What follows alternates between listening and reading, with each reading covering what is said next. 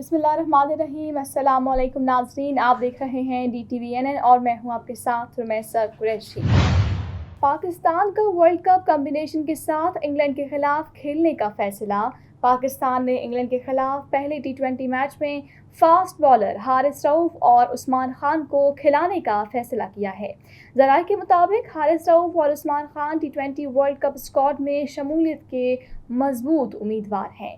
ذرائع نے بتایا کہ عثمان خان کو سائم ایوب کی جگہ پلینگ 11 میں شامل کیا جا سکتا ہے، جبکہ حارث رؤف حسن علی کی جگہ اسکواڈ میں آئیں گے۔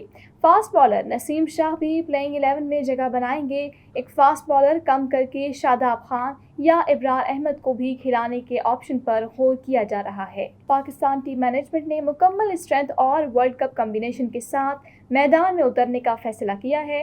حتمی فیصلہ گیری کرسٹن کے ساتھ مشاورت سے ہوگا۔ ایران پر شیطان نیٹ ورک پر چھاپا، 250 افراد گرفتار۔ ایران میں قانون نافذ کرنے والے اداروں نے شیطان پرست نیٹ ورک کے خلاف کارروائی کر کے 250 سے زائد افراد کو گرفتار کر لیا۔ ایران کی سرکاری نیوز ایجنسی کے مطابق گرفتاریاں دارالحکومت تہران سے کی گئیں، جن میں یورپین شہری بھی شامل ہیں۔ یہ افراد شیطان پرستی کو فروغ دینے میں ملوث تھے۔ ایرانی نیوز ایجنسی نے اس حوالے سے لکھا کہ تہران میں شیطانی نیٹ ورک ٹوٹ گیا، 146 مرد اور 115 خواتین کو گرفتار کیا گیا ہے۔ ایران میں اسلامی قوانین کے تحت ممنوع شراب اور دیگر طرح کی منشیات بھی ضبط کی گئی ہیں۔ میڈیا رپورٹ کے مطابق اس آپریشن کے دوران 73 گاڑیوں کو بھی تحویل میں لیا گیا ہے۔ رپورٹ کے مطابق گرفتار افراد کے کپڑوں، سر، چہرے اور بالوں پر شیطانی نشانات بنے ہوئے تھے اور یہ افراد غیر مناسب اور نازیبا حالت میں تھے۔ ایرانی نیوز ایجنسی نے اس حوالے سے کچھ تصاویر بھی شائع کی ہیں جن میں ماسک دکھائے گئے ہیں اور شرٹس پر بھی کھوپڑیوں کے ماسک بنے ہوئے ہیں۔ گندم اسکینڈل میں بیوروکریٹ اور ٹیکنوکریٹس ملوث ہیں، ندیم افضل جن کا تہلکہ خیز انٹرویو۔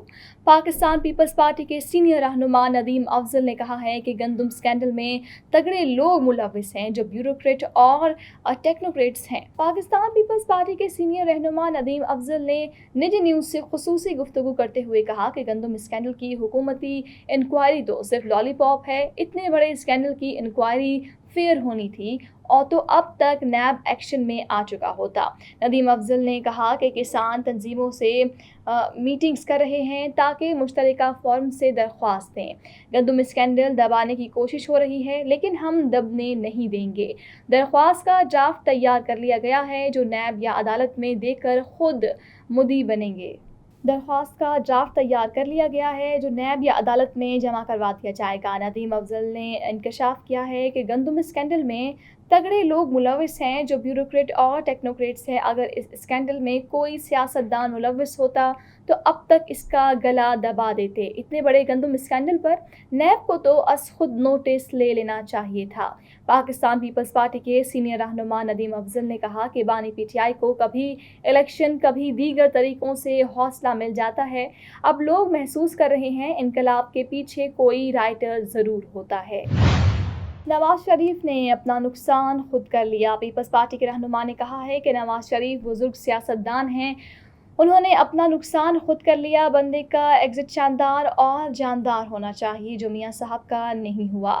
ایگزٹ اچھا نہ ہونے میں نواز شریف کی اپنی اور مشیروں کی غلطیاں ہیں۔ انہوں نے کہا کہ عمر کے آخری حصے میں نواز شریف وزیر اعظم نہ بن سکے، اب سیاست میں متحرک نہیں، پارٹی صدر سے کیا ہونا ہے، متحرک سیاست تو بیٹی یا بھائی ہی کر رہا ہے۔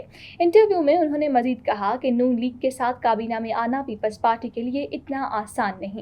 کابینہ کے حوالے سے جب پارٹی میں بات ہوگی تو پھر دیکھیں گے۔ پلاٹس کی خرید و فروخت نان فائلرز کے لیے نئی مشکل کھڑی ہو گئی۔ پلاٹس کی خرید و فروخت کے حوالے سے نان فائلرز کے لیے نئی مشکل کھڑی ہو گئی ہے۔ FPR کی تجویز پر IMF متفق ہو گیا۔ تفصیلات کے مطابق پاکستان اور IMF کے درمیان مذاکرات کا 5واں روز ہے۔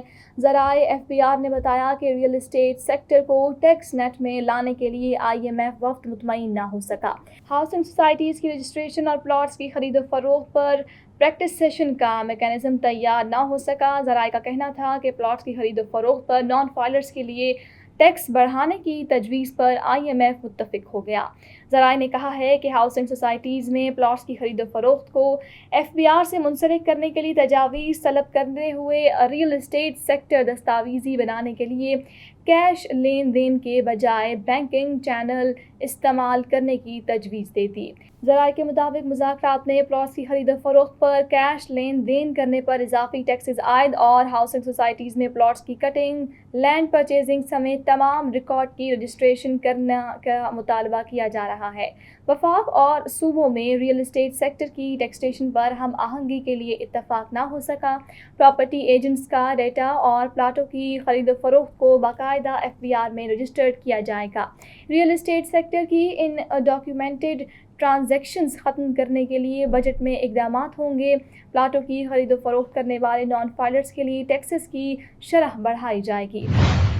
DTVNN سے فی الوقت اتنا ہی۔ مزید خبروں اور اپڈیٹس کے لیے دیکھتے رہیے ہمارے چینل دیسی ٹی وی USA، DTVNN اور ہمارا OTT plate form DTV Flix، جہاں پر آپ کو 3000 سے زائد چینلز دیکھنے کو ملیں گے۔ پائل میں گیت ہے چھم چھم کے، بھولا کہ چلے ری گوری تھم تھم کے، کے محفل جوان ہے حسین ہے، تو نہیں ہے تو دیوانہ بنانا